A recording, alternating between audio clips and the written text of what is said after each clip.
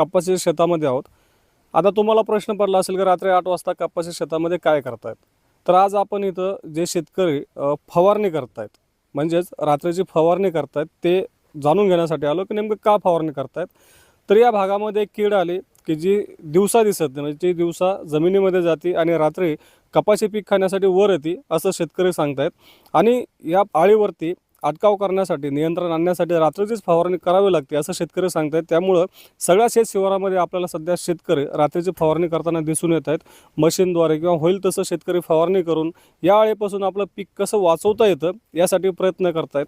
आता एकीकडं राज्यामध्ये निवडणुकीची रणधुमाळी चालू आहे, परंतु रात्री शेत शिवारामध्ये शेतकरी या आळीचा सामना करतोय, अटकाव करण्याचा प्रयत्न करतोय। आपण जाणून घेऊयात की नेमकं ही आळी कशी नुकसान करते आणि शेतकऱ्यांना याचा कसा त्रास होतोय।